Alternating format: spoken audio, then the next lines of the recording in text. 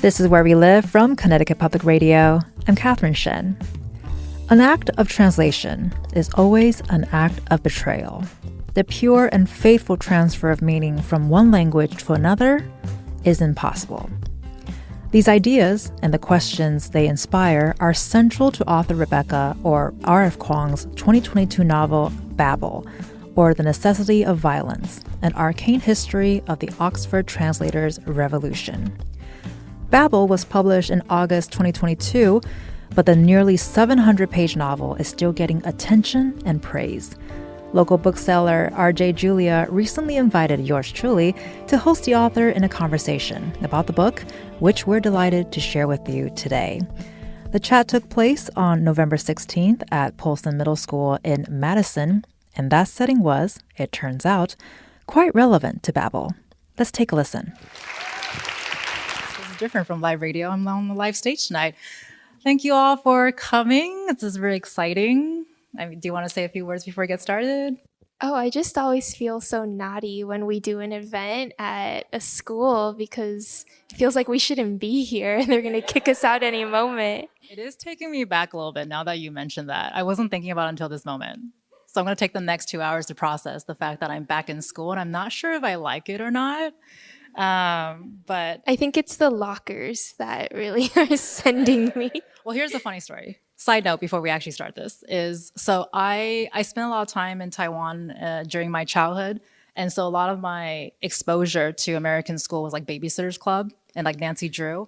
And so I thought when I came back to the States, so I'm originally from LA, I thought I was going to get those cool long lockers in like hallways and stuff. And I was denied that. Because I don't know if you know, but schools in California, because most of the classrooms are actually outside, so we don't have inside hallways, and we only had half of those lockers, like it's half of the size. So I still feel very gypped to this day. I had the classic cinematic locker experience, and it was such a big deal because in all the teenage rom-coms, you're always standing by lockers. Like the locker hallways is where all the drama happens, and we'd all grown up watching these. So when we were in elementary school, we were so excited to get to middle school where we would have lockers. And I think our teachers knew this too because there was a locker day. They would bring in a teacher from the middle school with like practice locks and teach us how to do the lockers and like explain locker culture to us. It's a really weird American thing. I missed out so much, guys. I'm very upset. Clearly, this is a really big point in Babel as well. So I thought we would start off for our friends who have not read Babel yet or who are planning to binge read it tonight right after this conversation, but please drive safely home before you do that. Can you talk about, what is Babel? What is the story about?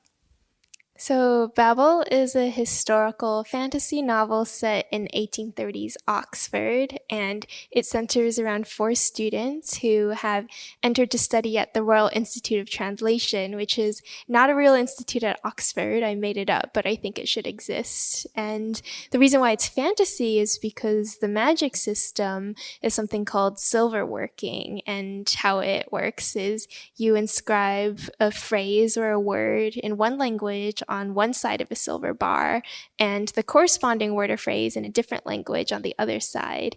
And since anybody who's bilingual or who works in translation knows there's no perfect one-to-one correlation between words and phrases in any 2 languages, no matter how similar they are. There's always something warped, something lost in translation. And in Babel, that thing that is lost becomes manifested as the magical effect.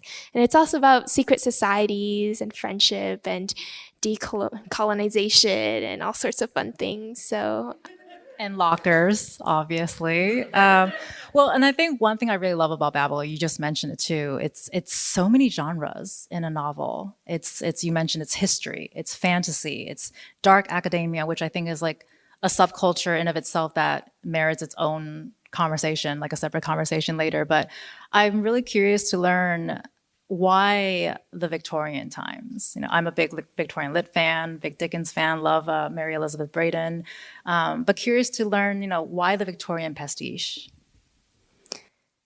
Well, to answer that, I have to backtrack a little bit to what I was working on before I wrote Babel, which is the Poppy War trilogy. And that trilogy is very near and dear to my heart because I was so young when I wrote the first book. I was 19 years old, living in Beijing, wondering if I could write novels. And then one thing led to another, and suddenly I was being offered this 3-book deal. And when you're 20, this all happened on my 20th birthday. When you're 20, you say yes to anything that's put in front of you. And I didn't even think what it would mean to commit to spending the next 5 years of my life on the same project, the same characters, the same storylines, the same plot holes that I opened when I was 19 and somehow still failed to resolve when I was 24. And by the end of that whole process, after I turned in the final edit on The Burning God, I was so ready to run as far away from the genre of contemporary epic fantasy as I could. I mean, I'd had a lot of fun writing epic battles and military strategy and huge magic systems. But I was just so sick of that voice. I was so sick of the sound of my own writing. And most of all, I couldn't stand those characters anymore. I had to break up with them and find somebody new. So it seemed to me that the furthest place I could run was Victorian London. It seems pretty obviously distant from ancient China. And I was also, so the way that I brainstorm plot is I first wonder what sorts of historical questions or linguistic questions are really bothering me. And I'd been thinking a lot about silver capitalism in the long 19th century. So I told my editor, I want to do something with the Industrial Revolution in the 1830s. Of course, this is not a story, so he was very worried. But that situated me firmly in the Victorian era. And from there, I read around the Victorian pastiche a lot because I think one of the best ways to write about a certain historical period is actually to read fiction written during that time period because it's equally valuable understanding the stories that people were telling about themselves, how they narrated themselves during that time. And I really fell in love with them. I had not been a big fan of the Victorians as a child. I thought they were very boring and dry, and I couldn't understand the world or its stakes or that register of English even. And by the time I came back to the Victorians as an adult, I'd spent 2 years in England and could make sense of the vernacular a little bit better.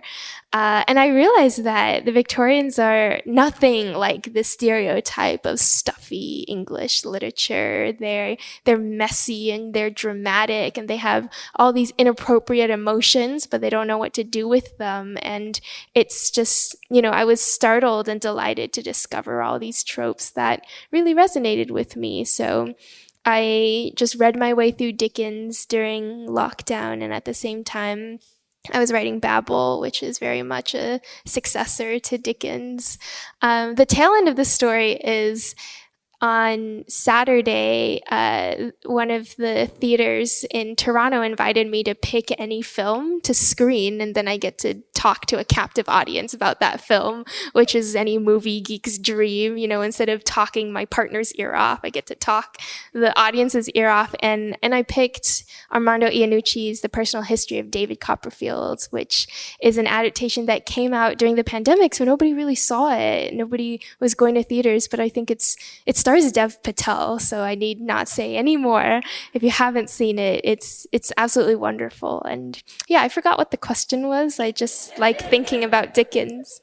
Oh, I was just curious in terms of why the Victorian times, but I mean, you answered it by wanting to get as far away from ancient China as much as possible. And I love that. I love your surprise at the era, because I actually experienced something very similar. I remember being younger, I'm like, why would you read Dickens? It's so boring and it's so dense. But I fell completely in love with him as an adult. And I have a little pin here in honor of Mr. Dickens tonight. But so you did answer the question, so it's all good. But you opened up the book by having the readers meet your main character, Robin Swift. Can you give us an idea of who Robin is? Again, when I was trying to come up with the main character of Babel, I was thinking about how do I get away from Rin? And Rin is the protagonist of the popular trilogy, and she has a very distinct personality. She is impulsive and brash and arrogant and so angry, and she wears her emotions on her sleeve, and she loves fiercely, and she has no patience for nuance. She's very determined and really just blazes her way through history. And at that point in my life, that was such a refreshing voice to write through, because I was learning to assert myself as well, and writing a fantasy character who was never shy, could never be coward, would just, place her stamp on history and remake the world as she saw fit. That was so empowering for me as a young woman to do. But I really wanted to avoid the trap of writing a character who is too similar.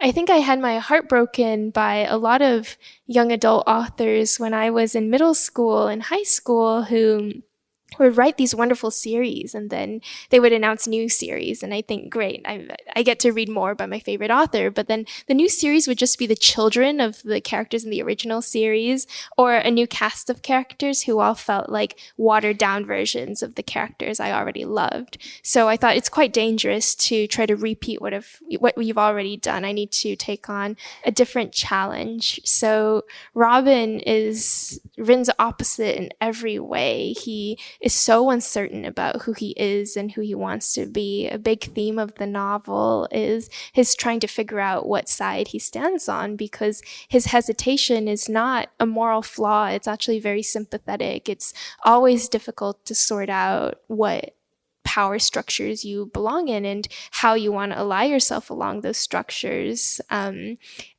he's shy, and he, as opposed to Rin, who just, will impulsively punch somebody if they've disrespected her teacher, he likes to bottle everything up. He doesn't like to react in the moment. He is a quiet sufferer until he snaps. And then it's like we have a whole new character on our hands. So it was a really fun challenge to write a character who is so suppressed and doesn't know what to do with himself, and for most of the book is actually trying to assimilate and keep his head down and not cause trouble until things come to a head and he realizes that he really does have to pick a side and assert himself. Well, I love that you're smiling so hard, describing his personality and experience and whatnots. And I'm wondering too, well, I want to get to translation because it's obviously such a huge crux of the book. But can you also talk about, you mentioned his experience assimilating, and also there's so much about the novel that's related to identity and whatnot. So can you talk about, without spoilers, right? Can you talk about how does that impact you as a writer? Do you think that's something that many people are still experiencing today? Well, with Robin, I am thinking explicitly about language and identity, because I think that we are just different people in different languages. The easiest example of this is the kind of childish role play you do in beginner language classes. I took Japanese classes when I started in my graduate program because I thought I would do research in Japanese, and then it turned out I'm never going to need that Japanese. But it was so fun because, well, I have this running theory that you can't lie in a language that you're not good at. And what I mean by this is you don't have the ability to make contrived sentences or add layers to the truth or dress it up in any way. You can only reach for the bluntest and nearest concept to express something very basic about yourself that you want to get across. And I'll give you an example. On our first day of Japanese class, we all went around and did self-introductions, and the goal was, how do you talk about yourself in Japanese? But none of us were very good at Japanese, so we could only say things to the effect of, "Hi, what do you like?" "I like movies." "Movies? What movies?" "Horror." Yes. Hey, horror. And it's such a sweet, basic, childish interaction. So I think in those beginner Japanese classes, I was a more innocent, more blunt, and more direct person, because that's all the levels of expression that were available to me. Now, as for Chinese and English, then we start getting in really complicated and fraught territory, because for me, and is the case for a lot of Chinese American students, I had pretty good Chinese when I was a child. Actually, my Chinese was better than my English for the first few years of my life. When we immigrated, I had a terrible English accent. I felt very uncertain about myself in English. I was so shy. I never wanted to speak up in class because I thought people were going to make fun of, and they did make fun of the way I pronounced things. So I worked so hard to overcome that English barrier. And then over time, because I wasn't using my Chinese, I lost all my Chinese and then had to gain it again in college. And this leads to really complicated feelings when I do things like talk to my grandparents, and I want to talk to them as an adult, but my Chinese in many cases is frozen at the level that it was when I left China as a child. So it's weird having conversations when what you really want to ask are these complicated, painful questions about history and, what everyone's been through over the last few years. But what comes out of your mouth is, how are you doing? Are you healthy? Like, have you eaten, etc.? So I was thinking about these issues of language and identity when I was drafting Robin, who is kind of like a chameleon. He's very gifted at just blending into the background of any situation he wanders into. That always means giving up parts of himself. And he reaches this point where he thinks, I've given up almost all of the Chinese aspects of my identity, and that's something I don't want to let go of. How do I get that back? You're listening to our conversation with author Rebecca, or RF Kuang, all about her 2022 novel, Babel. We'll continue after a quick break. You can join the conversation. Find us on Facebook and Twitter at Where We Live.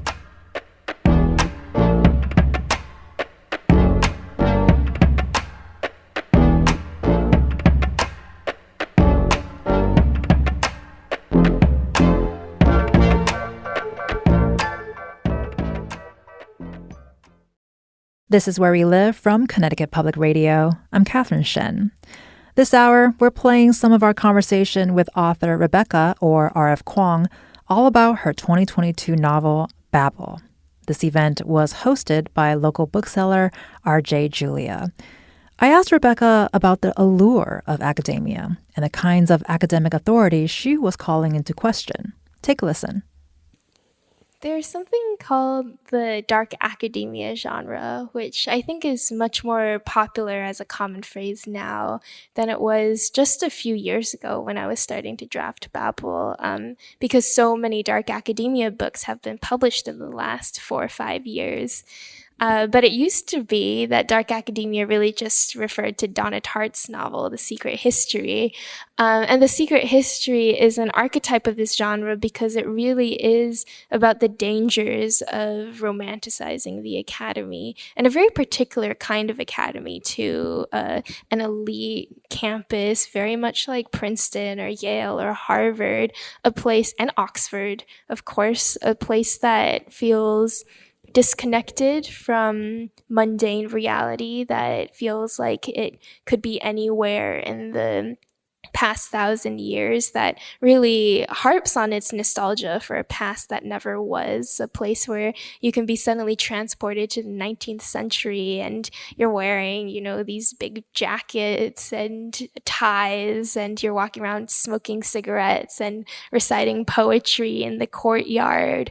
And it's easy to imagine why this vision of the academy is attractive. I mean, elitism is always attractive. There's always this vision that from the outside, you desperately want to be a part of it. And this is the strength of The Secret History. It's told through a narrator who does not belong to this world and has found himself in close proximity with this gorgeous vision. And for much of the book, he'll do anything he can to get there on the inside and stay there and linger in that glamour. And this is very much how Robin feels when he gets to Oxford for the first time. And I think how a lot of students today feel when they land on campus for the first time.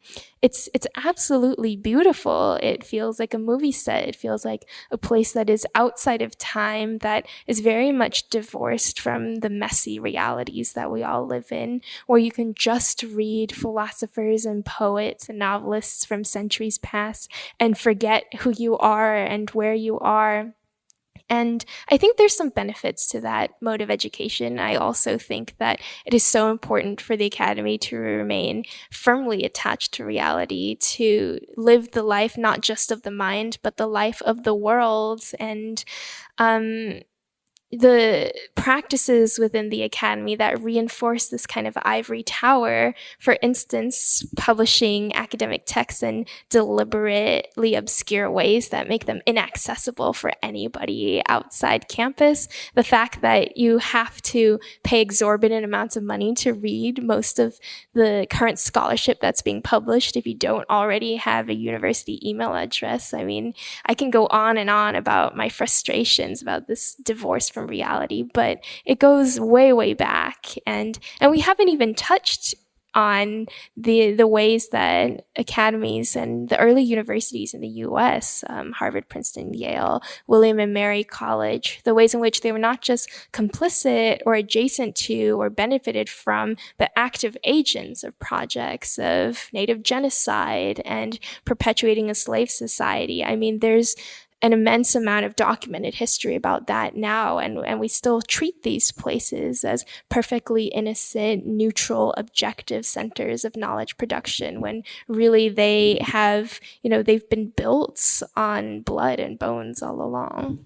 Well, and then on that note too, you introduced us to Robin and some of the characters, and we talked about translation that I want to get back to as well. But I also want to talk about Oxford as a character and as a location. It's such a popular place for people to fictionalize. I'm sure we all probably have images of fictionalized Oxford in our minds, and it's also a place that had a lot of very well-known authors come out and write famous novels.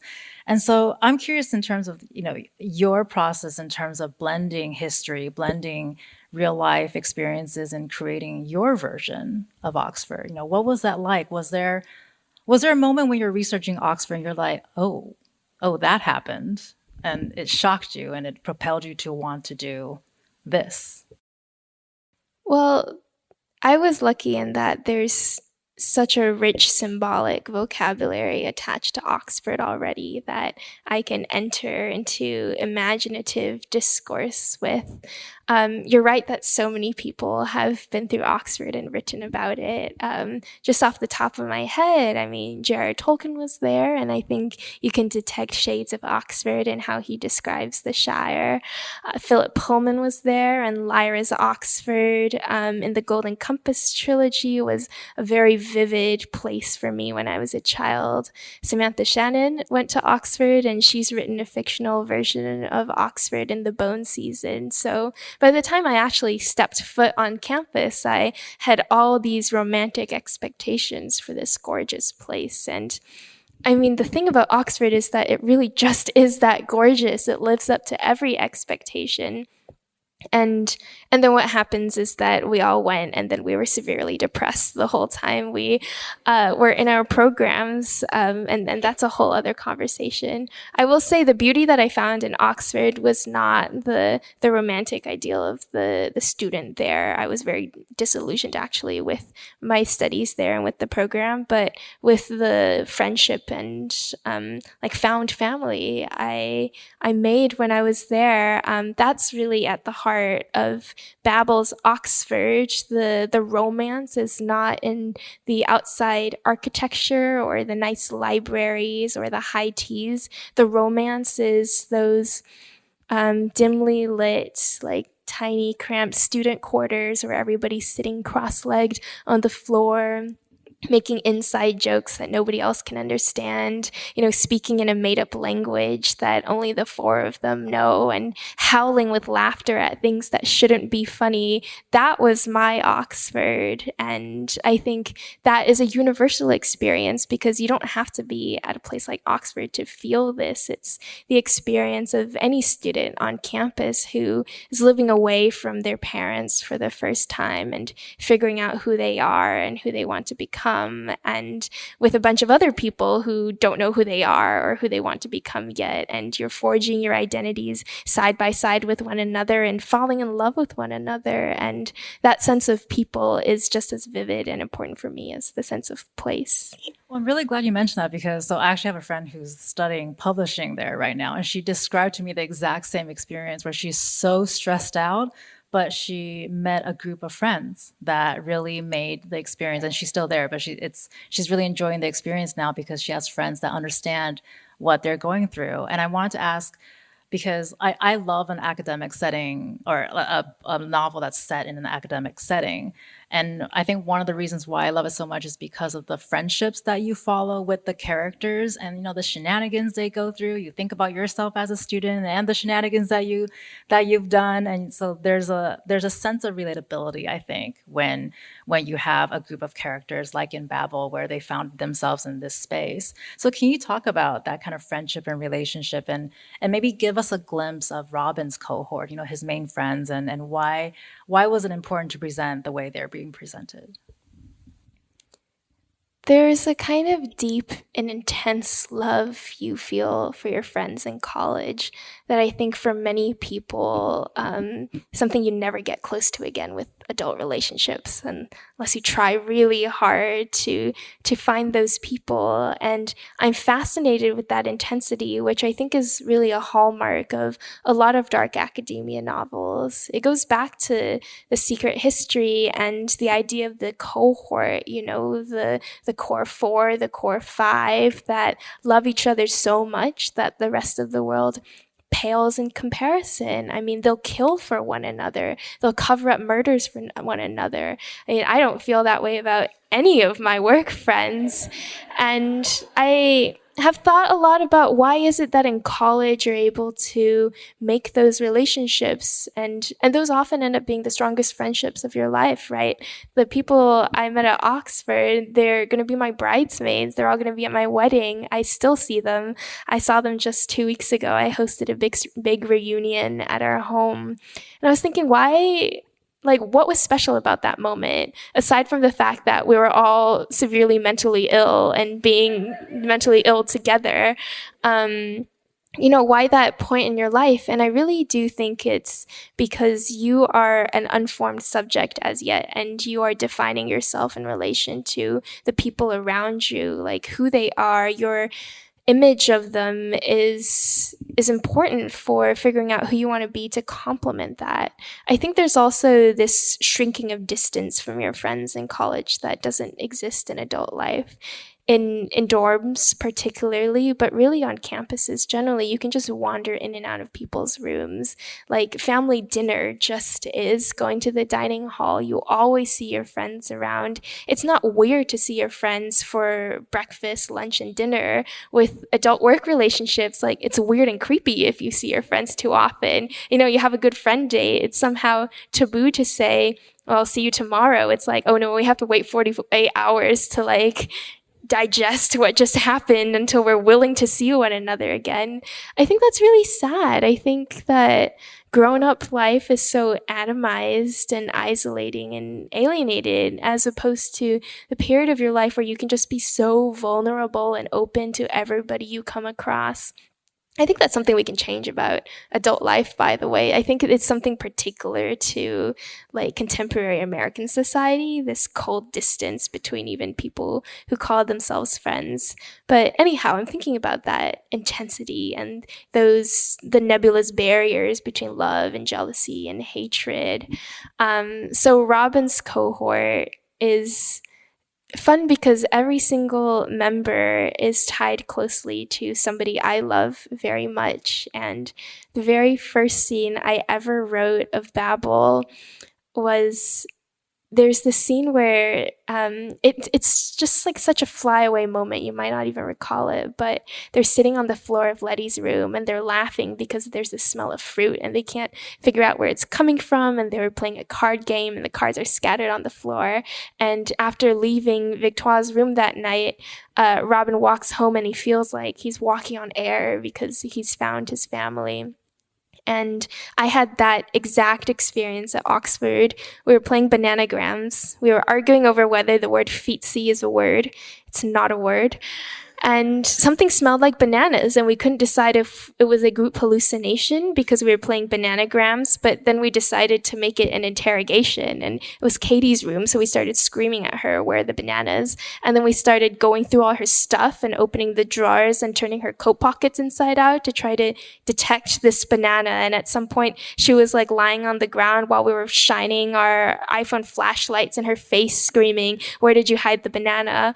And it makes no sense, right? It's one of those inside jokes where it's only hilarious if you were there and you experienced it. But this was a few weeks into term, and when I walked home that night, I remember just feeling so giddy and relieved because I found a reason to be happy in this place. And then I went home and opened up my word processor and wrote that scene, and it has not changed word for word. The composition of it, I mean, the names have changed. I didn't even know who the main characters were at that point, so I just tossed in some filler names, or in some cases just used my friends' names. But that scene is what the rest of the story really is built around.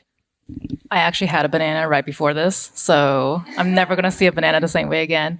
I see some waving, so I think my time is almost up, but I do want to ask, you mentioned intensity, and what a lovely experience that you've had in real life that you're able to translate or transfer really onto the pages. So you have friends that found each other and they have these amazing times together, but eventually they also have other kinds of intensities that follow into their lives. And so I want to talk briefly too about the role of student revolution in Babel and also in present day.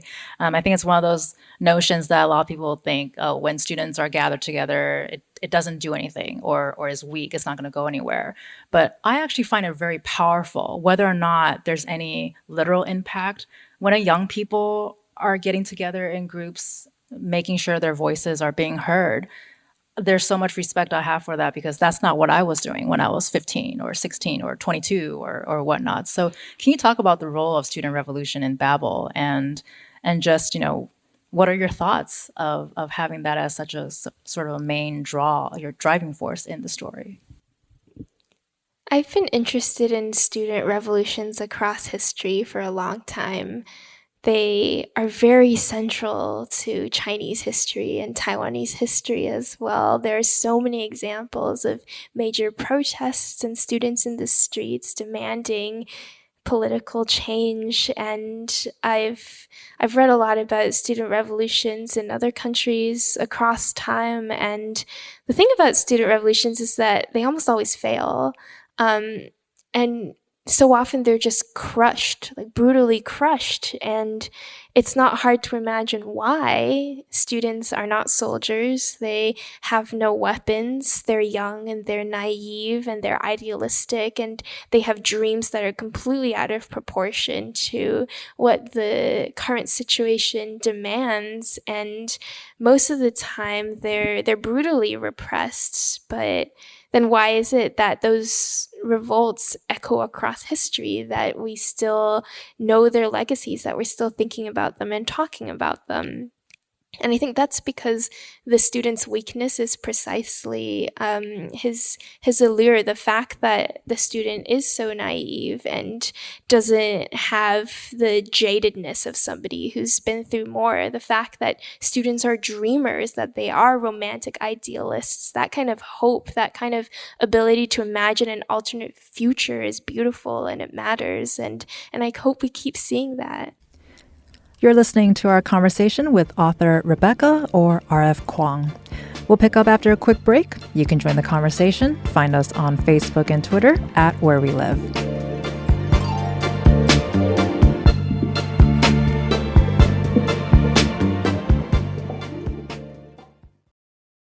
This is Where We Live from Connecticut Public Radio. I'm Catherine Shen.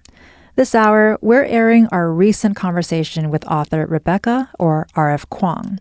Rebecca took some audience questions towards the end of the talk, which was hosted by local bookseller RJ Julia in November. The first question was about the idea of exploitation on college and university campuses. Here's Rebecca's answer. Yes, it's also a bit tough to draw a direct parallel between how universities treat faculty and graduate students and undergrads today versus what I'm writing about in the 1830s, because the kind of exploitation that is most obvious in the text is the exploitation of somebody who otherwise would never be welcome at Oxford, could not possibly matriculate, and is really valued only because they are foreign, because they speak languages and have mother tongues that are not Queen's English, right? And so their very position is this precarious one where their outsiderness is what they're valued for and is the reason why they can never fully be seen as men of Oxford. I think we're in a very different situation today where really the problem with the academy is that it's this cash machine designed to milk as many tuition dollars out of undergraduates as possible. And I think it's uncontroversial to say that in a lot of respects, universities no longer exist as places where knowledge production and dissemination and having space for conversations about difficult topics are prioritized. Really, they're corporations catering to clientele and exploiting everybody along the wayside, faculty and graduate students, both. So it's really frustrating to be in academia in this point in time and see, the widespread shuttering of humanities programs because they don't lead to six-figure jobs in consulting, or they're not as good for you as STEM fields. And it's so sad to see comparative literature departments going and language departments that made the news recently. And it's especially hard to be somebody in ethnic studies who wants to teach marginalized histories. I teach Asian American history now. Enrollment for that class is much lower than it was in previous years. And to think that there was a brief boom in the 70s when there was a genuine interest in these histories that were untold and still largely to this day are not recognized or widely disseminated. And to think that the university does not care about that and it will be impossible to find jobs in those fields in the future, it's terrifying. It's a very different phenomenon than what Babel is describing, but maybe I'll write about that in the future. I don't know. One audience member asked about Rebecca's choice to leave the protagonist's real name a mystery and whether she might reveal it, a question the author was more than prepared for. Everybody likes to ask that question during signings, and people are so sneaky about it. They'll be like, by the way, what's Robin's birth name? And I'm like, and you think I would tell you right now? So I never answer the question, what was the name? I also don't answer the question, is there a name? And do I have it in the back of my head? Because I'm kind of an extremist about how much the author's attitude or framing of reality matters outside of what is put on the page. So I differ from a lot of authors who think, well, I made the universe, I made the characters, and I know all this background information on them that you don't. And my thoughts on that are the authoritative versions. I think that the text is the text and meaning is generated between the author and the text and then the reader. So the only canonical thing is what's published and what's out there. And that is the full reflection of my intent for the story. And my intent is that his birth name is a lack, and it's a space in the story in which there is nothing, right? He can't even bring himself to think of it in his inner monologue because he has such a fraught relationship to that identity. He's been going by Robin for so long that Robin is his name. That's another point that I contest when people phrase the question a little bit differently. They ask, oh, what is his real name? But Robin is his real name. This is the name that he chose for himself and that he identifies against. And remember also that Robin has spent much of his life learning how to be a perfect British subject and trying very hard to assimilate. It's not a name that was just violently imposed on him from the outset, although you can make that argument. It's also a name that he's been building up in his life and has significant meaning for him. So he doesn't think of himself as his Chinese name anymore. He thinks of himself as Robin. Another audience member launched into a series of questions that dug into the heart of the book's title and the questions surrounding the, quote, necessity of violence. Here's her response. The questions you're raising are intractable moral problems, and still nobody has answers. I don't have answers for you on when violence is justified and when to use it.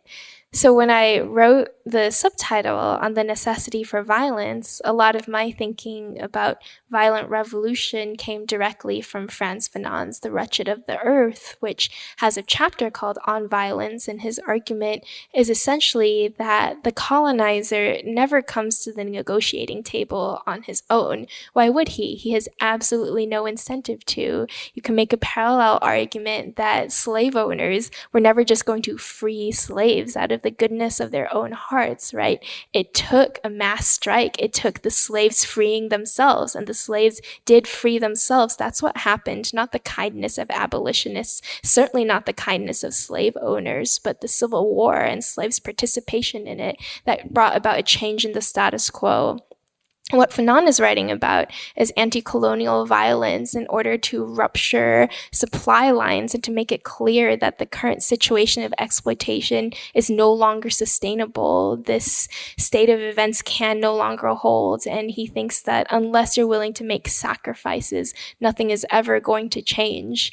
A lot of the same logic is applied to why strikes are effective, right? Nobody wants to go on strike. And for instance, we think about grad student strikes. Grad students want to teach their students and mark paper. Well, nobody wants to mark papers, but everybody wants to be doing that research and engaged in the university. Nobody wants to be sitting at home, but without that mass disruption, without withholding your labor, there's absolutely no reason why university administration would change their policies or decide to give you a dental plan. But of course, there are so many ethical questions involved with violence and striking, which are different methods. But I think there are parallel logics applied. And one is what happens to innocent people caught in the crossfire. I think it's pretty morally unambiguous that you should not kill innocent people, but is it justified to use them as a means to an end? I don't know, right? We have just war theory, which offers an example of when violence is justified. And you could apply just war theories to situations of colonialism where you could argue that it's a state of perpetual warfare. So violent revolt is therefore the only means possible in this case. But just war theory is also quite clear that you can't hurt innocent civilians.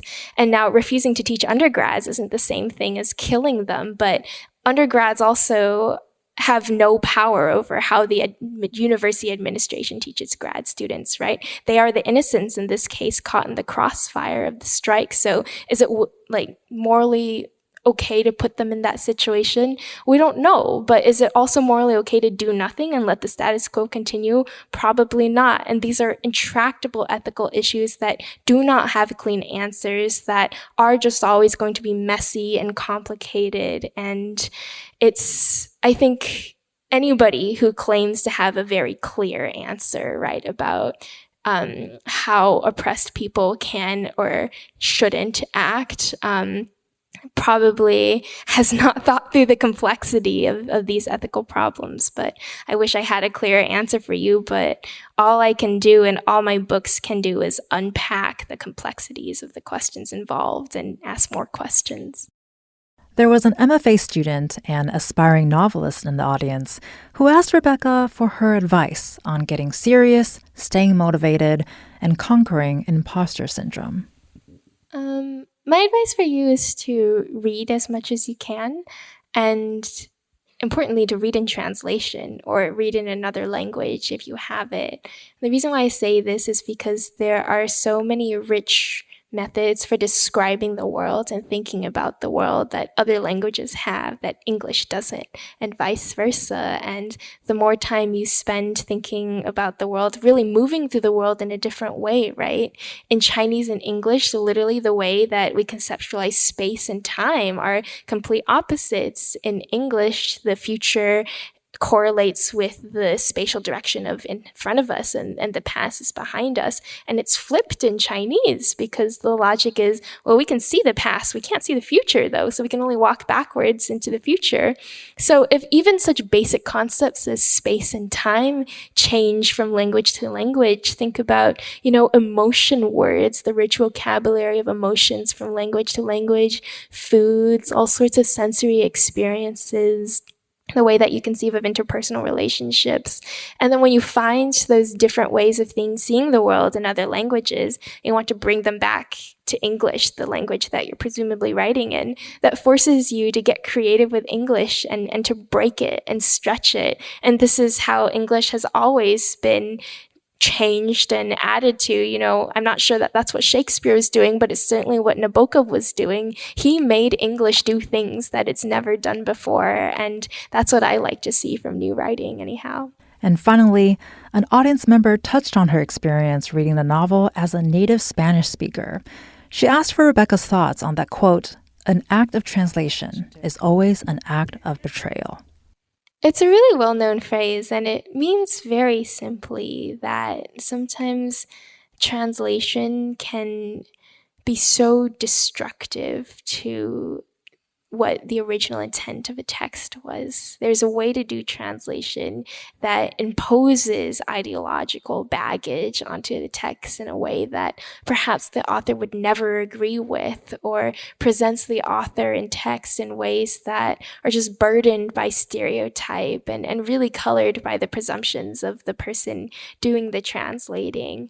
On the other hand, translation isn't always an act of violence. I actually think that statement is false. I think translation is magic. I obviously don't oppose the act of translation itself. The reason why I came to silver working as the magic system is in Babel is because I'd been working as a translator shortly before I started writing Babel, and I thought, translation, the mundane translation that we have in our world, is literally magic. If you think about it, it is magic that we can read Aristotle today and we're debating him and trying to figure out what he means and how he might apply to our lives, right? It is magic that we can read Taoist texts and try to decipher the Zhuangzi or Confucius. It's incredible that texts can travel such long distances in time to reach audiences that they perhaps were never meant for. And there's a way to do translation that is sympathetic and involved with historicizing the author and recognizes there's no perfectly neutral, unbiased, objective translation, but there's a way to add in a generative way, right, to walk hand in hand with the original author as opposed to making them into something they never were. You've been listening to author Rebecca, or RF Kuang, discussing her 2022 novel, Babel. This conversation was part of an event hosted by local bookseller RJ Julia back in November. I'm Catherine Shen. Today's show is produced by Katie Pellico. Our technical producer is Kat Pastor. Download Where We Live anytime on your favorite podcast app. And thank you so much for listening.